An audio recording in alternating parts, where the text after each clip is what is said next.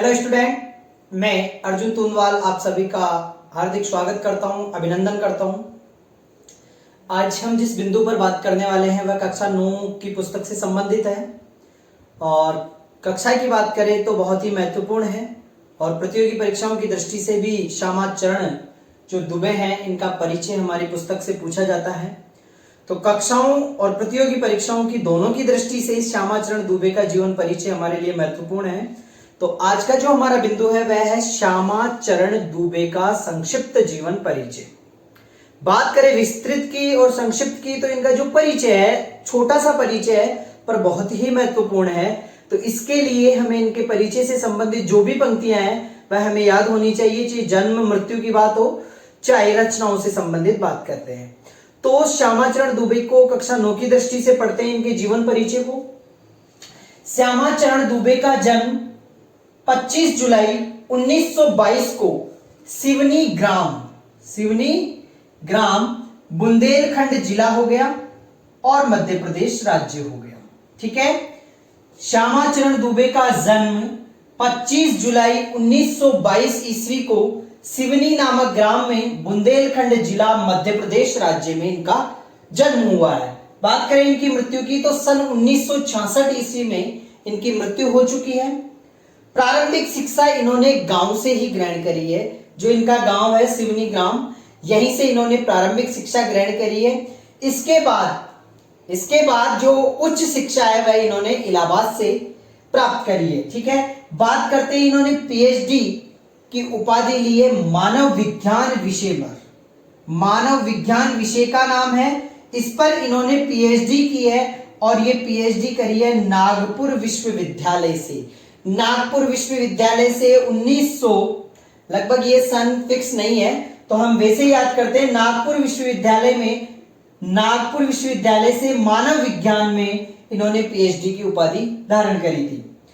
जो श्यामाचरण दुबे हैं वह एक साहित्यकार होने के साथ साथ समाज शास्त्री है। अरे समाज शास्त्री है तभी तो इन्होंने मानव विज्ञान में पीएचडी की उपाधि धारण करी है। तो समाज के बारे में अध्ययन करना इनका मुख्य विषय रहा है। इनकी माता राष्ट्रवादी विचारधाराओं की थी और पिताजी कोर्ट ऑफ वार्ड्स के प्रबंधक पद पर रहे हैं। कोर्ट ऑफ वार्ड्स के प्रबंधक पद पर रहे हैं इनके पिताजी।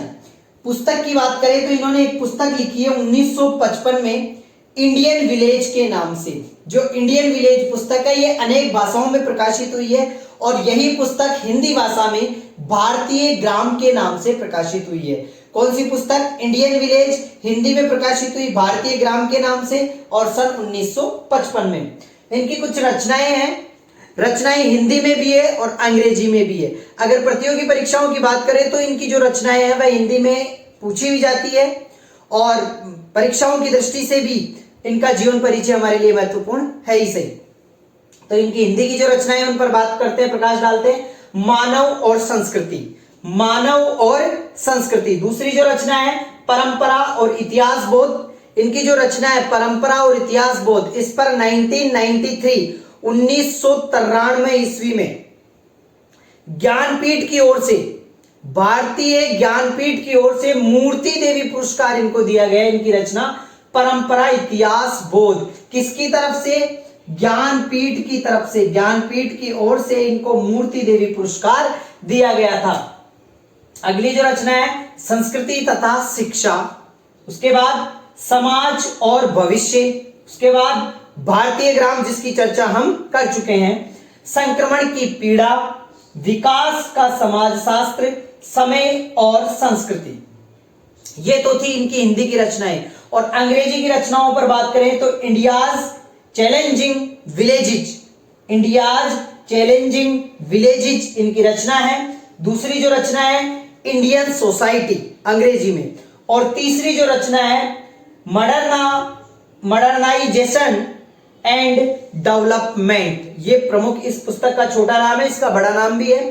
तो इसका छोटा नाम क्या है? Modernisation and development. ये इनकी हिंदी की रचना है और ये इंग्लिश की रचनाएं हो गई, अंग्रेजी की रचनाएं।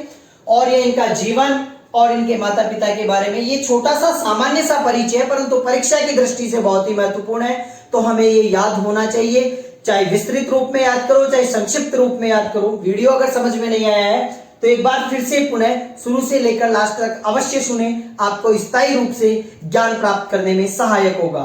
आगे इसी तरह से मैं वीडियो लेकर उपस्थित होऊंगा, तब तक के लिए धन्यवाद।